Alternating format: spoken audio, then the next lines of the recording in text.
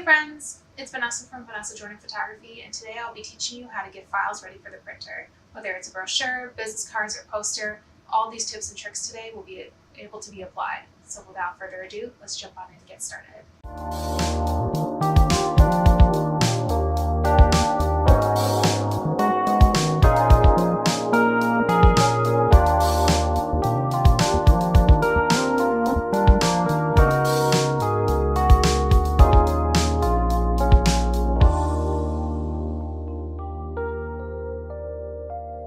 All right, so we are back in InDesign again. So you have whatever document that you decided to print. So I have this wedding package brochure, very similar, if not exactly the same, than the one that I showed you guys how to use back in last week's video. I'll link an eye up in the corner so then you guys can see. You can go back and download that template and follow along to see how to edit it and make it your own. And then you can come back here to see how to get them ready for the printer. Thank you so much for watching. Make sure you go to the link in the description to download your free printer guide. And you can follow me on Instagram, Facebook, and Twitter to see all my day-to-day adventures. If you like this video, make sure you give it a like and comment down below what else you'd like to see from me. And if you subscribe and hit that bell icon, you'll be sure to be notified every time I post a new video. Until next time, bye guys! On this summary page, it's going to just summarize everything that's in here, like how many fonts you're using, if there's any images or elements that are missing, if any of those are embedded, that sort of thing.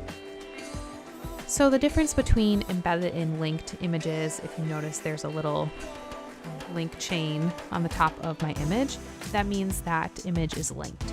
So the pros and cons between that is if I were to take this image back in Photoshop while I'm building this and I linked this photo and saved it as the same name when I edited it in Photoshop, it will then automatically update to the new edited image in here.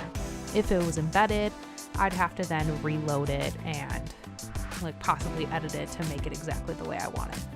So it all kind of depends on your editing style, your designing style. When I'm for sure and I know things are ready to go, I usually do embed it, but for the sake of this video, I'm going to show you what happens when you have things that are linked. So let's go down to fonts. So it has a list of all the fonts that are used in this particular document, and that's usually stays pretty much the same. The images, yeah, and these are linked. Some are embedded and some are linked, which that's completely fine. And you have colors, and your print settings are pretty standard, and any external plugins. So now you're going to click the package button, and now you're going to package it where you would like it to be packaged. So I'm going to go down into my folder, and since I'm going to use this for an upcoming bridal show I will be in, I'll put it under that folder and say package. So it's going to take all the elements that you have had in this document and package it all together. So then when you go into your Finder, you can collapse it and condense it into a zip file and then easily send it to your printer. So they will have absolutely everything.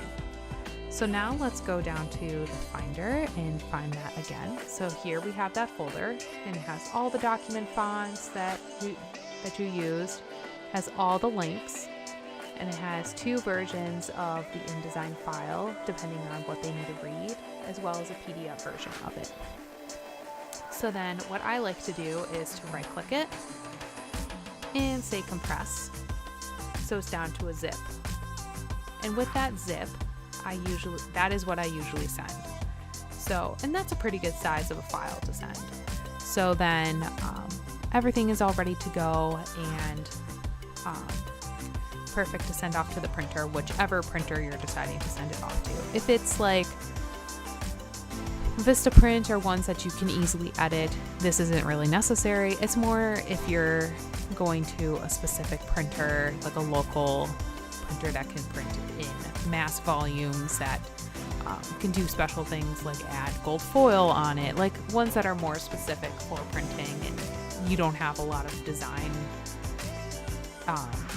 like the back end editing, besides just sending them the file. So let's go back in here really quick.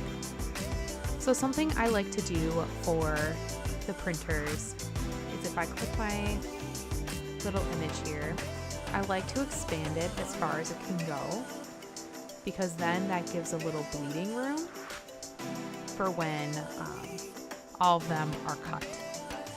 I mean, this is a good rule of thumb to have. If you're up against the edge, it's okay, but try to leave, if you can, depending on where you crop it, because see, I only have a little bleeding room here, but that's okay because this edge is going to pair up with this edge, because these are going to be print on one page and then folded, and this is going to be in the center.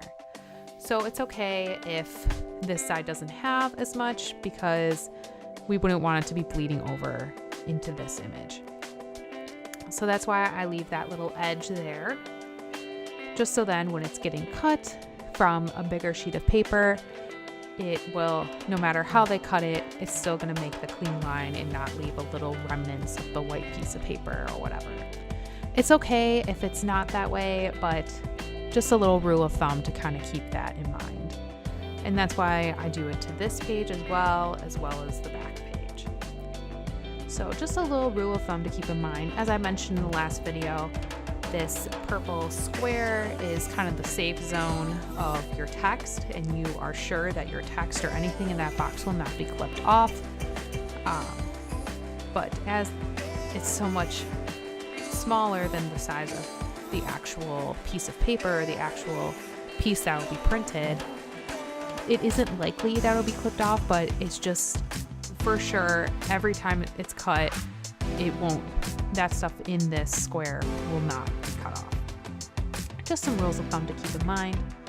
But as for that, you are done. You are ready to send off your final zip package over to the printer to then be printed to give out to all the clients that you have, or wherever you are going to send out your final product. Thank you so much for watching. Make sure you go to the link in the description to download your free printer guide. And you can follow me on Instagram, Facebook, and Twitter to see all my day-to-day adventures. If you like this video, make sure you give it a like and comment down below what else you'd like to see from me. And if you subscribe and hit that bell icon, you'll be sure to be notified every time I post a new video. Until next time, bye guys!